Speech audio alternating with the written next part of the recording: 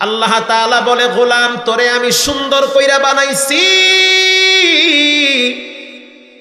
চাইলে গরু বানাইতে পারতাম, শুয়ার বানাইতে পারতাম, বানাই নাই। মানুষ বানাইছি। বাজারে গিয়া মাছ কেনার সময় মাথা নত করো, তরকারি কেনার সময় মাথা নত করো, চায়ের দোকানে বসে বসে ঘন্টার পর ঘন্টা বিড়ি টানার সময় হয়, অথচ মসজিদে আইসা 5 ওয়াক্ত নামাজ পড়তে গেলে শয়তানে টাইনা ধরে। একটা মানুষের পায়ের নখ থেকে মাথার চুল পর্যন্ত 12টা ছিদ্র আছে। মাহমুদুল হাসান সাবধান, তোমার রব চাইলে তোমারে প্রতিবন্ধী বানাইতে পারত। চমৎকার একটা সুন্দর দেহ দিয়েছে, কথা বলার মতো জিহ্বা দিয়েছে, কণ্ঠ দিয়েছে। এটা তোমার বাপ দাদার সম্পদ না, হাযা মিন ফাদলি রব্বি, নিঃসন্দেহে তোমার রবের দয়া। একটা মানুষের নাকের 2টা ছিদ্র, চোখের 2টা ছিদ্র, কানের 2টা ছিদ্র, মুখের একটা ছিদ্র, এতটুকুন চেহারার ভিতরে 7টা ছিদ্র দিয়েছেন কে? আল্লাহ। মোবাইল টিপার সময় হয়, নামাজের টাইমে হেডফোন কানে লাগায়া নাচতে নাচতে বাড়িতে যাও, লজ্জা থাকা দরকার। আল্লাহর ঘর, উচিত আল্লাহর ঘরে 2-4 রাকাত নামাজ পড়ে এরপরে আল্লাহর দেওয়া পা ব্যবহার করা।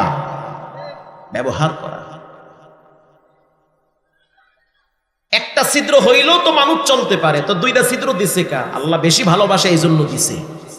কথা ঠিক না বেটি? 2 স্তনের 2টা ছিদ্র, পায়খানার একটা ছিদ্র, প্রস্রাবের আর একটা ছিদ্র, এরপরে নাভির একটা ছিদ্র, এই মোট 12টা ছিদ্র দিয়া তোমার আমার মতো একজন মানুষকে জমিনে বিচারণ করাইতেছেন কে? কোরআনের ভিন্ন এক আয়াতে আল্লাহ পাক বলেন, আল্লাযী খালাকাকা ফাসাওয়াকা ফাআদালাক ফি আইয়ি সূরাতিন মা শাআ রাক্কাবাক। আল্লাহ কয়, আমার যেমনে মনে চাইছে তোরে হেমনি বানাইছি, সুবিন্যস্ত করে, সুন্দর করে, চমৎকার একটা দেহ দান করেছি। আমার সামনে মাথা নত করবি, আর কারো সামনে মাথা নত করা যাবে না। আল্লাহর ওয়াদা। এবার জাহান্নামীরা বলবে, জাহান্নামে আসার পিছনে সবচেয়ে বড় কারণ হলো নামাজ না পড়া। যুবক ভাইরা আমার, আসিতেছে মাহে রমাদান, পায়ে হাত দিয়া বলি নামাজ ছেড়ে দিও না। কত যুবক এই রমজান পাবে না, তার আগেই কবরে চলে যাবে। গতকালকে আপনারা দেখছেন, পত্র পত্রিকায় দেখছেন, অনলাইনে দেখছেন, ইতালিতে এক যুবক থাকে, শুনছে তার মা মারা গেছে। দেরি আর করে নাই, দ্রুত টিকিট কেটে চলে আসছে মায়ের জানাজায়। এয়ারপোর্ট থেকে নাইমা একটা গাড়ি ভাড়া নিয়েছে, মায়ের জানাজায় ব্রাহ্মণবাড়িয়া যাবে। আল্লাহর সিদ্ধান্তের উপরে কারো কোনো হাত নাই। যখন যা ইচ্ছা তাই করতে পারে একজন, চিৎকার মেরে বলেন তিনি হলেন কে? প্রিয় ভাইয়েরা আমার, কেবলমাত্র নরসিংদী ক্রস করেছে, ইন দি মিন টাইমে পিছন থেকে একটা ট্রাক আইসা ধাক্কা মারছে, আর এক ট্রাকের পিছনে গিয়ে দুমড়ে মুচড়ে ওই যুবক জায়গায় ডেট হয়ে গেছে। চিন্তা করা যায়, মায়ের জানাজা রেডি হয়ে গেছে, আর সন্তান মায়ের জানাজায় যাবে, সন্তানও তো লাশ হয়ে ওই মাঠে জানাজার জন্য প্রস্তুতি নেওয়া হয়েছে। গত সপ্তাহের ঘটনা, গোটা পৃথিবীর মানুষ দেখছে রে যুবক, সতর্ক হয়ে যাও, 1 মিনিটের নাই ভরসা। এটাই আমাদের জীবন, যে কোনো টাইমে আমাদের জীবনটাকে শেষ করে দিতে পারেন কে? একটা সিএনজির ভিতরে 5 জন মানুষ উঠেছে, একই ফ্যামিলির, জানাজায় যাবে। আল্লাহর সিদ্ধান্ত, জানাজায় যাবি যারা, তোদের জানাজা আর এক জায়গায় রেডি করতেছি। ছোট্ট একটা মাসুম বাচ্চা মাদ্রাসায় পড়ে, ওই বাচ্চাটাও 5 জনের সাথে মারা গেছে, গাড়ি অ্যাক্সিডেন্টে মারা গেল। এই রকম ঘটনা প্রতিনিয়ত ঘটে। আপনাদের এই রোডটাতে কত গাড়ি অ্যাক্সিডেন্ট হয়, কত মায়ের সন্তান কবরের যাত্রী হয়ে গেছে। এজন্য অনুরোধ করে বলি, জীবনের কোনোদিন নামাজ ছাড়বা না। নামাজ নাই তার মানে জীবনে তোমার কিচ্ছু নাই, তোমার মাও নাই, বাবাও নাই, সম্পদও নাই, কিচ্ছু নাই। যার নামাজ আছে তার রব আছে, তার নবী আছে, তার ইসলাম আছে, তার সব আছে। যার নামাজ নাই তার বাক্স খালি, কিচ্ছু নাই, ওই বাক্সে শয়তান। প্রিয় ভাইয়েরা আমার, এজন্য নামাজ ছাড়া যাবে, নামাজ ছাইরেন না। রানা প্লাজা যেদিন ভেঙ্গে পড়েছিল, আমি গিয়েছিলাম দেখার জন্য। তখন আমি জুমা পড়াইতাম কলাতিয়া বাজার মসজিদ কেরানীগঞ্জে, সেখানে আমি জুমা পড়াইতাম। তো রানা প্লাজা ভেঙ্গে পড়ার পরে ওখান থেকে তো সাভার একেবারেই কাছে, সিএনজি নিয়ে চলে গেলাম, টর্চ লাইট নিলাম, খেজুর নিলাম, পানি নিছি, দেখার জন্য গেছি। দেখতে গিয়া বুঝলাম এটা একটা কিয়ামতের ময়দানের সিম্পটম, মানে হাসরের ময়দানের নমুনা। আল্লাহর কোরআনে পড়ছি কিয়ামতের ময়দান একদিন কায়েম হবে। ওই দিন সন্তান বাবারে পরিচয় দিবে না, বাপ ছেলেরে পরিচয় দিবে না। পানির জন্য মানুষ চিৎকার মারবে। ওখানে গিয়ে দেখলাম অসংখ্য মানুষকে ভিতর থেকে বের করা হচ্ছে, কারো হাত নাই, কারো পা নাই।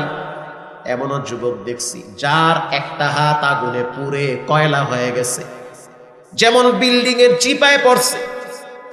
এই পাশে আগুন আসতে পারে না, ওই পাশে আগুন লাগছে, মাঝখানে দেওয়াল ভেঙে পড়েছে, হাতটা আটকে গেছে, এই পাশে হে, ওই পাশে হাত। আগুনে পুড়তে পুড়তে পুরা হাত কয়লা হয়ে গেছে, টানতেও পারে না কারণ দেওয়ালে আটকে গেছে। আল্লাহর সিদ্ধান্তের উপরে কারো কোনো হাত নাই। লা রাজ্জাকা ইল্লাল্লাহ, লা মা'বুদা ইল্লাল্লাহ। যেটা কেউ পারে না সেটা একজন পারেন, তিনি হলেন কে? এরকম একটা ঘটনা তোমার জীবনেও যে কোনো টাইমে ঘটে যেতে পারে, যা তুমি 10 মিনিট আগেও টের পাবা না। সোজা হয়ে যাও। সেখানে রংপুরের এক যুবক ছিল, ওর হাত পা কাইটা বের করছে সেনাবাহিনীরা, চোখে দেখা।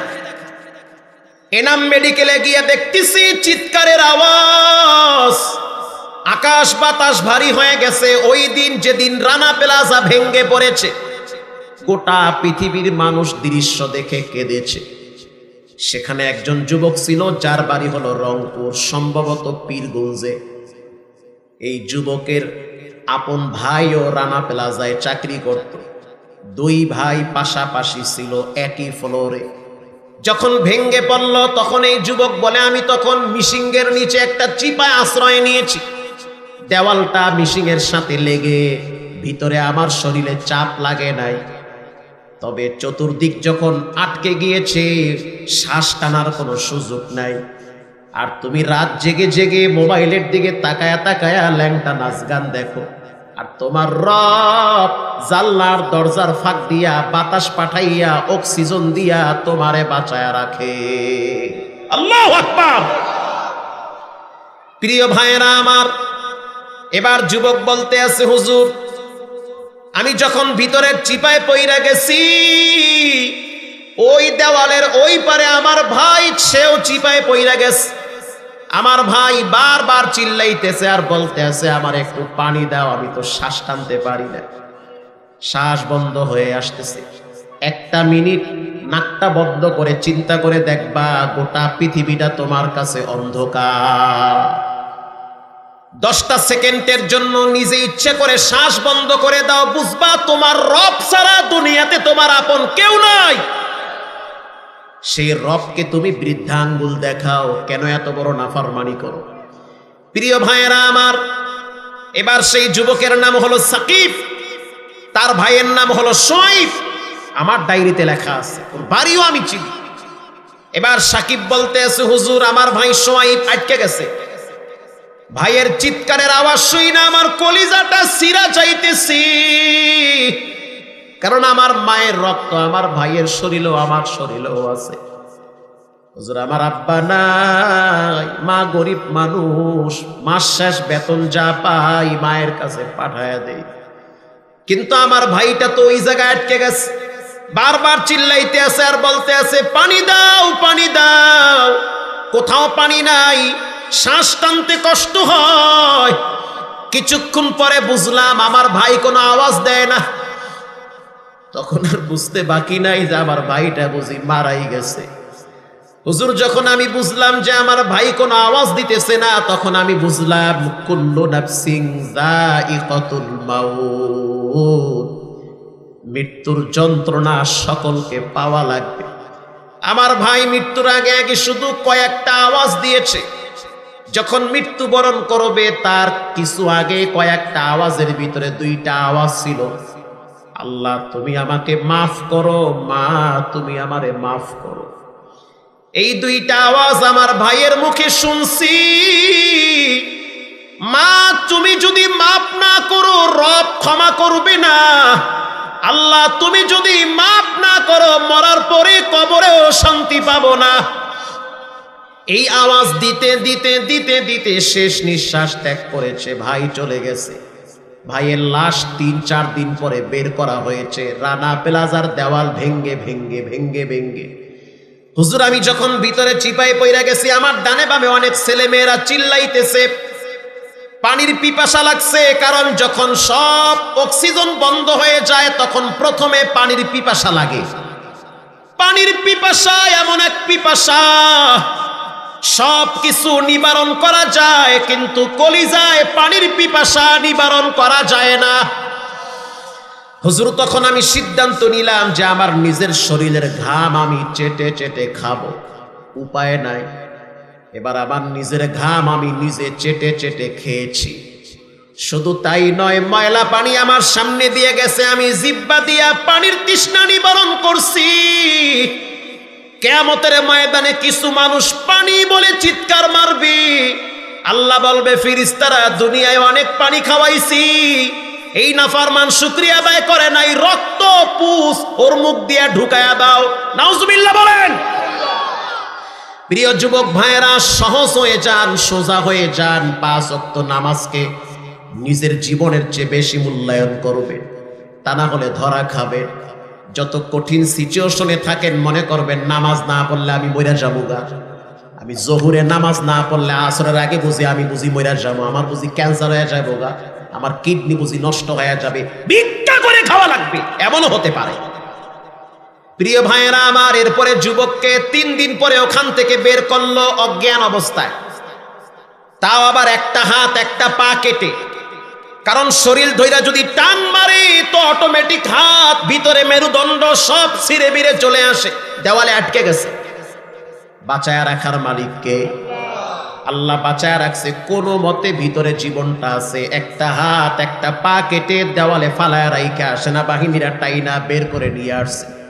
এনাম মেডিকেলে ভর্তি করে রাখছে। ভর্তি করার পরে লম্বা টাইম চিকিৎসা করা হয়। এরপরে তার